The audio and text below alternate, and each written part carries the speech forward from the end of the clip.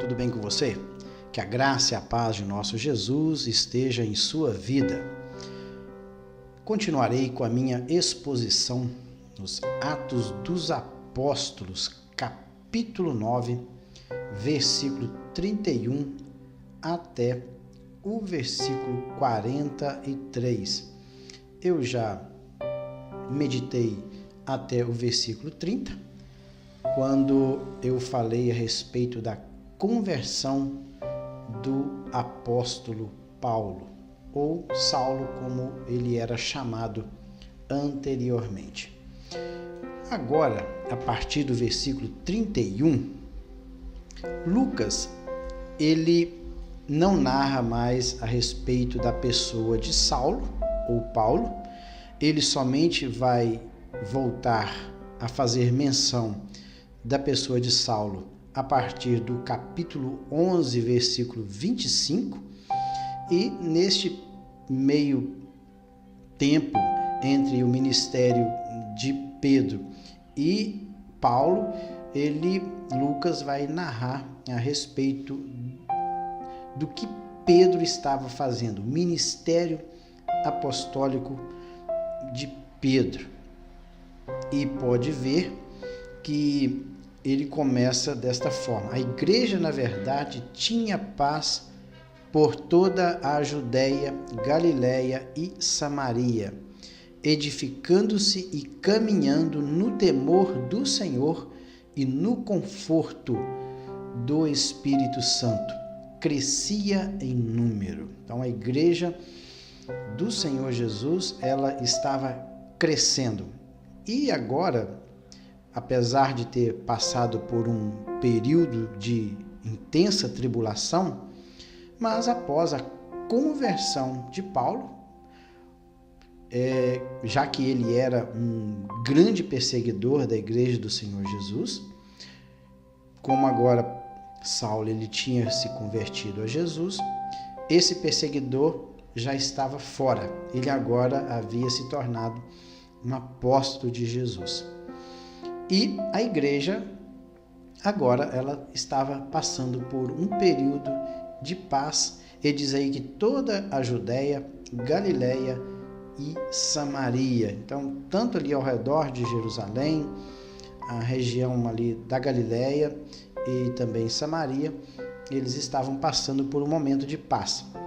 E a igreja ia sendo edificada, e eles caminhavam no temor do Senhor e no conforto. A palavra conforto aí, ela vem do grego paraklesis.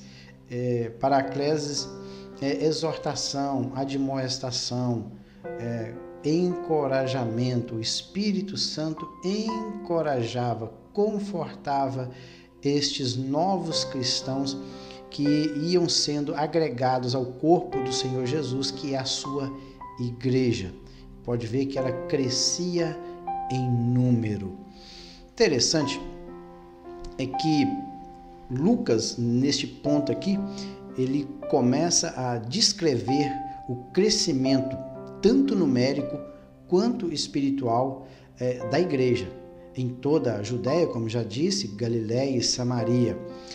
Interessante é que aqui, em lugar nenhum, é citado igrejas, porque a ideia que nós temos é que a igreja do Senhor Jesus, ela é uma só.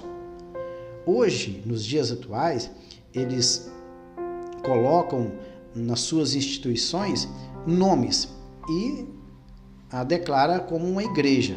E quando nós vamos falar as igrejas no Brasil, as igrejas no mundo. Mas, na verdade, biblicamente correto, a igreja ela é uma só. A igreja a qual Jesus ele é o Senhor dela. A igreja que Jesus chamou, os chamados para fora, porque a palavra grega para a igreja é eclésia, ou seja, os chamados para fora, aqueles que foram chamados por Jesus para fazerem parte do seu corpo, que é a igreja. Então, a igreja é no singular. Não é correto falar igrejas do Senhor Jesus. O correto é igreja, embora Nós sabemos que existem milhares de denominações evangélicas que se dizem igrejas, e elas estão espalhadas em todo o globo terrestre, mas o fato é que a igreja do Senhor Jesus, aquela que ele vai vir buscar, levar para si, é uma só. É a igreja que ele comprou com seu próprio sangue.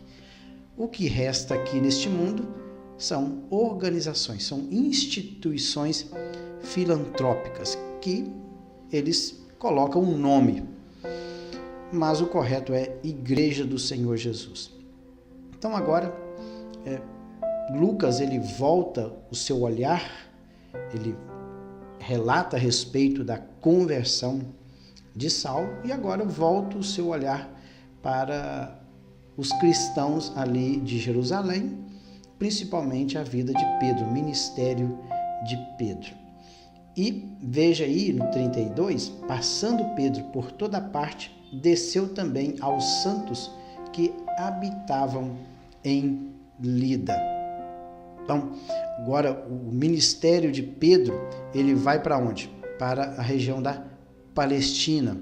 E os primeiros convertidos gentios, vamos dizer assim.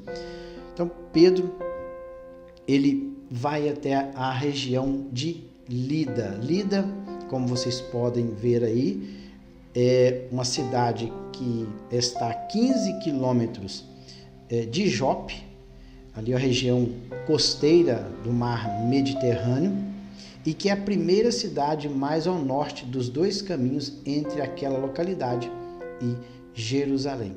Já está praticamente fora ali dos territórios de Israel. Então Pedro ele sai de Jerusalém e agora ele vai para um lugar bem mais distante. Isso mostrando que o evangelho do Senhor Jesus, que havia começado em Jerusalém, agora estava começando a se expandir. Veja que anteriormente também, após a perseguição que aconteceu em Jerusalém por parte de Saulo, muitos cristãos que saíram de Jerusalém, eles desceram, foram para outros lugares, pregando também o evangelho do Senhor Jesus. Prova tanto que o diácono Filipe, ele foi um dos tais que desceu de Jerusalém e pregou o evangelho na região da Samaria e outros lugares mais. E quantos outros discípulos que após a perseguição eles foram para lugares distantes e nestes lugares eles pregaram o evangelho do Senhor Jesus. Então a igreja do Senhor, ela estava crescendo. E agora aqui Pedro, ele sai de Jerusalém, ali da região da Judéia, e ele vai até a região de Lida, que está lá em cima, próximo à cidade de Jope, 15 quilômetros de Jope. E diz o versículo 33 que ele encontrou um certo homem chamado Enéas, que havia 8 anos e ele jazia de cama, pois era paralítico. O que deixa entender o texto é que este homem, ele nasceu perfeito, mas que ao longo da sua vida ele ficou paralítico. Veio que havia 8 anos este homem, ele estava no leito, estava acamado. E Pedro, ele encontrou esse homem. E quando ele encontra esse homem, diz aí no versículo 34, disse-lhe Pedro, Enéas, Jesus Cristo te cura, levanta-te e arruma o teu leito. Ele imediatamente se levantou. Então, lá neste lugar, na cidade de Lida, ele encontra este homem que estava paralítico e após Pedro ter um encontro com este homem, Pedro, em nome do Senhor Jesus, o cura e após ele ter sido curado, vamos dizer assim, o relato da cura de Enéas, com certeza, ele se espalhou por toda a região. E ali, o Pedro ele começa a divulgar o evangelho do Senhor Jesus. As curas realizadas pelos apóstolos no início da igreja era no intuito de chamar a atenção e mostrar que Jesus ele era realmente o Messias. Era aquele que havia sido prometido lá no Antigo Testamento e que agora ele veio para salvar os homens. Então, as curas que foram realizadas, ela para mostrar que realmente o Messias tinha vindo. E Pedro, ele era um apóstolo do Senhor, ele tinha sido revestido de autoridade e poder para realizar o que? Curas, sinais e maravilhas em o nome do Senhor. Claro, Pedro, ele não podia fazer nada, ele era um homem normal, comum, como nós mesmos, mas com a autoridade do Senhor Jesus, aí sim, ele fazia estes milagres com poder e autoridade que o Senhor Jesus o havia capacitado.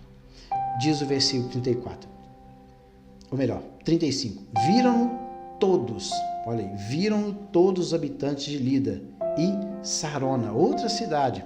Sarona é região plana que se estende da Cesareia da Palestina até Jope, cercada de bons pastos e famosa pela sua fertilidade. Então, a região plana que se estende da Cesareia até a cidade de Jope. Então, além do relato ter sido espalhado, a cura de Enéas ter sido espalhado na cidade de Lida, também os habitantes que estavam espalhados na região rural, ali próxima a Lida e Jope, eles também ouviram o relato, os quais, olha aí, viram-no todos os habitantes de Lida e Sarona, os quais se converteram ao Senhor.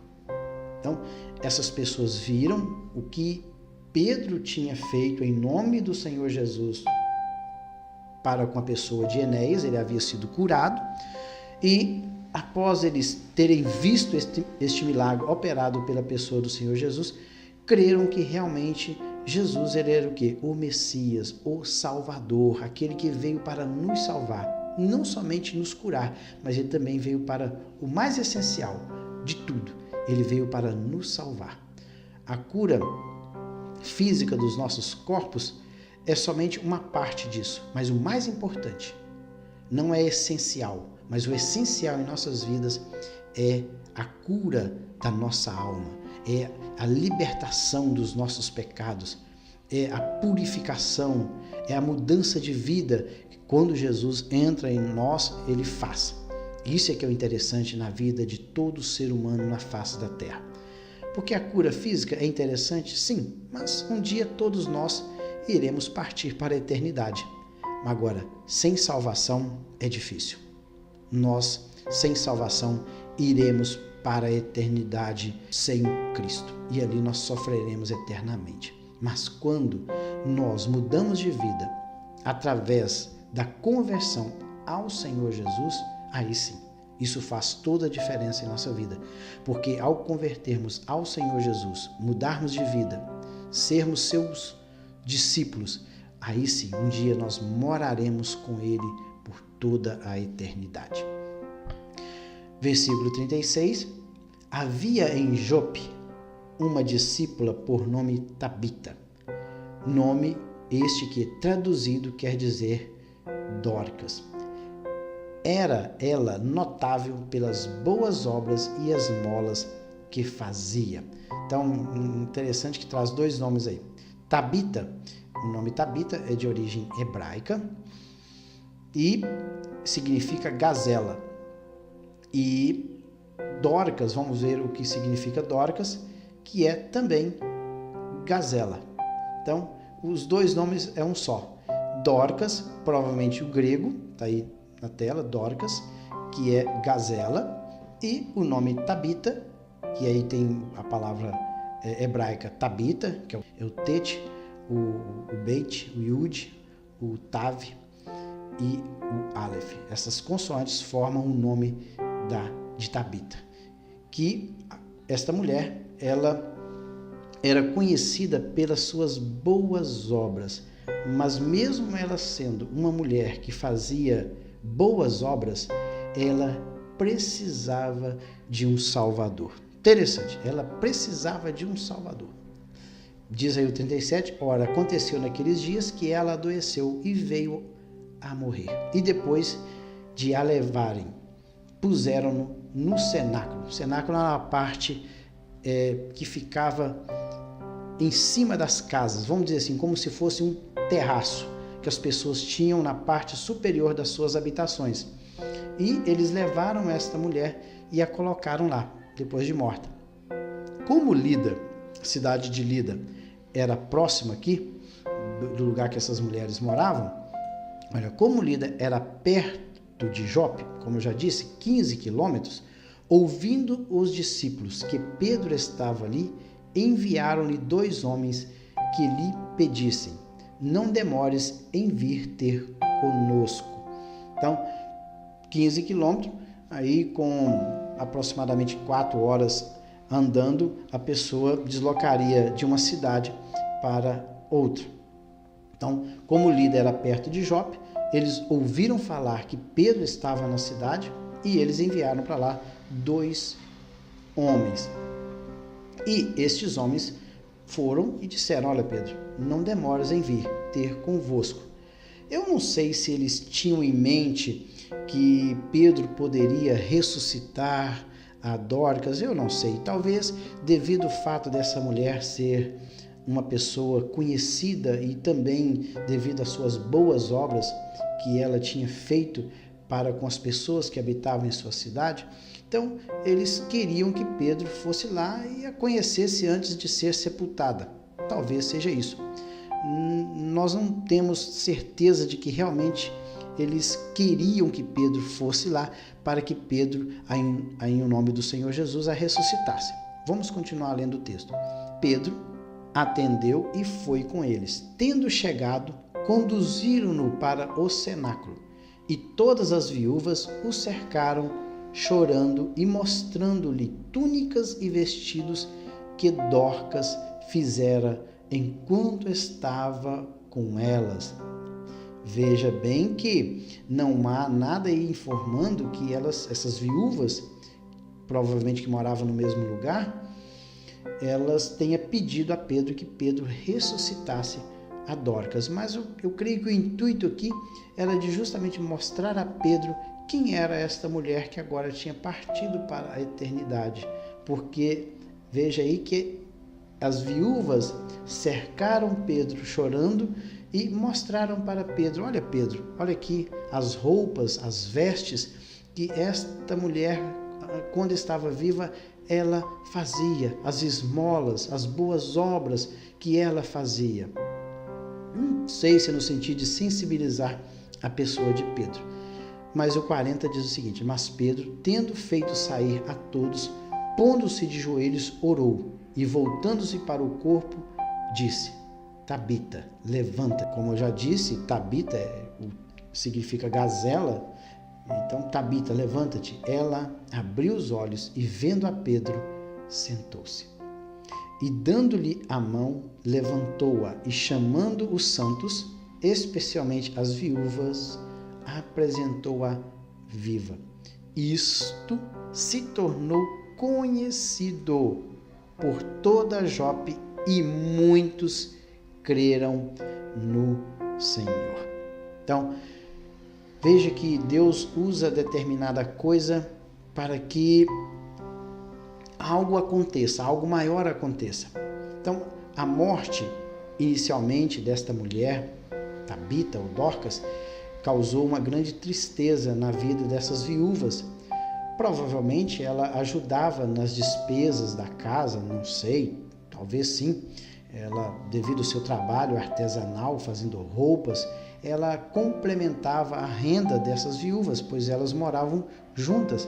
E, ao partir, ela deixou um vazio muito grande entre aquelas mulheres. Isso trouxe grande tristeza.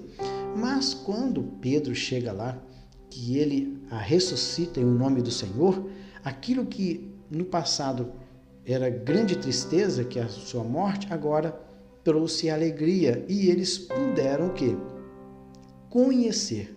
Olha aí, isso tornou-se conhecido por toda Jope, e muitos creram no Senhor.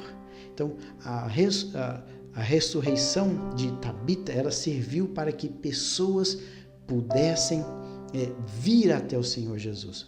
Pelo que nós sabemos, somente um é que pode ressuscitar alguém dentre os mortos. E quem é este? Jesus. Somente Jesus é que pode trazer alguém lá da eternidade de volta a esta dimensão aqui. Ninguém mais pode fazer. Então, quando eles viram, as pessoas que estavam ali habitando em Jope, viram este milagre, eles chegaram à conclusão: realmente, este nome tem poder. E este nome é o Salvador. Foi Ele realmente que veio para nos salvar. Ele é o Messias, o nosso Salvador. Então, através da cura, principalmente trazendo um morto que estava na eternidade, trazendo de volta para a nossa dimensão, provou para aquelas pessoas que ali habitavam que Jesus é o dono da vida. Ele é o autor da vida e somente Ele pode trazer da eternidade de volta aqueles que já morreram, como foi o caso de Lázaro. Ele já estava sepultado, haviam 4 dias, ele já cheirava mal, mas o Senhor Jesus regenerou todas as células do seu corpo e o trouxe à vida novamente e o devolveu às suas irmãs. Então veja que o Senhor Jesus tem este poder. Interessante que mesmo Jesus operando esses sinais, estas maravilhas ali na cidade de Jerusalém, a maioria deles não creram no Senhor. Simplesmente viraram as costas para o Salvador Jesus. Muitas das vezes também as curas, elas não servem para a conversão das pessoas. Claro, algumas elas veem o milagre chama a atenção e realmente eles chegam à conclusão que o milagre é a operação de Deus. Claro também que, por outro lado, o inimigo das nossas almas, ele também pode operar sinais e maravilhas no intuito de enganar os cristãos. Não podemos negar este fato. Mas os milagres, principalmente da ressurreição de mortos ali no período de Jesus, era algo maravilhoso, era algo jamais visto em toda Israel. Então, quando o Messias veio, uma das coisas que ele fez foi ressuscitar mortos. E neste caso aqui, Jesus já tinha partido para a eternidade, ele já tinha sido assunto aos céus e agora a igreja estava prosseguindo aqui na terra através dos apóstolos e eles estavam fazendo esses sinais e essas maravilhas em o nome do Senhor Jesus. E este milagre serviu para a conversão de almas. Isto chamou a atenção.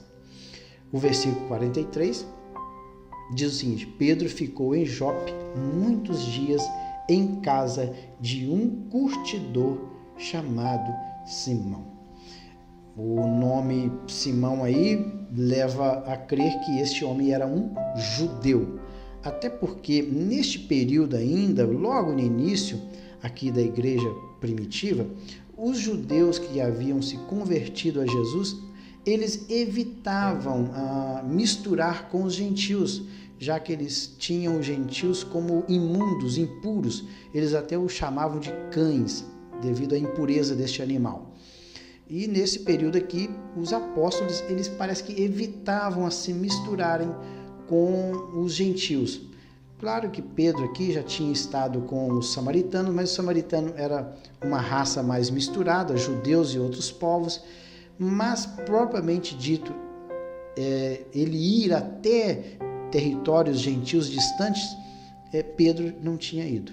Mas neste caso aqui, ele foi a Jope, que era próximo, era a região costeira ali do mar Mediterrâneo, próximo ao território de Israel. E este homem aqui chamado Simão, provavelmente pelo nome, ele era um judeu. Claro que ele era a profissão dele era um curtidor, que mexia com couro, e quem trabalhava com couro, ele era, vamos dizer assim, imundo cerimonialmente, de acordo com a lei, mas mesmo assim Pedro, ele ficou muitos dias ali na região de Jope, com certeza pregando o evangelho do Senhor Jesus após este milagre ser divulgado por toda a região. E veja que o ministério de Pedro, ele expandiu para regiões fora de Jerusalém. até vejo o seguinte, lá em Atos, aqui no livro de Atos mesmo, no capítulo 1, versículo 8, o próprio Senhor Jesus havia dito para os discípulos e apóstolos: mas recebereis poder ao descer sobre vós o Espírito Santo, e sereis minhas testemunhas, tanto em Jerusalém como toda a Judéia e Samaria, e até aos confins da terra. Então Pedro já estava saindo, já tinha saído de Jerusalém, pode ver que Jerusalém, em toda a Judéia, Samaria e até os confins da terra. Então Pedro já tinha saído ali do entorno de Jerusalém, região da Judéia, já tinha ido em Samaria e ele estava lá em Jope, já estava indo em direção aos confins da terra. Com certeza Pedro tinha isso aqui em mente, a ordem do Senhor, que eles seriam que testemunha dele por todo o mundo. E Pedro, com certeza, tendo isso em mente, ele já estava fazendo isso. E no próximo vídeo eu vou continuar a minha meditação ainda no ministério de Pedro, quando no capítulo 10 deste mesmo livro, de Atos dos Apóstolos, ele vai estar na casa de um centurião. Então aí sim, ele parece que pelos nomes aqui dessas pessoas que ele esteve na casa de Dorcas, Enéas, de Simão, provavelmente esses homens eram de origem judaica, eram judeus. Agora, ele, através de uma visão, ele vai visitar a casa de Cornélio. E Cornélio já é um gentio. Então, o ministério do Senhor Jesus, que havia começado e estava somente ali em torno dos judeus, das pessoas de origem judaicas, agora estava se expandindo e indo em direção ao povo gentil. É o que nós vamos ver no próximo vídeo. Que Deus abençoe e até lá.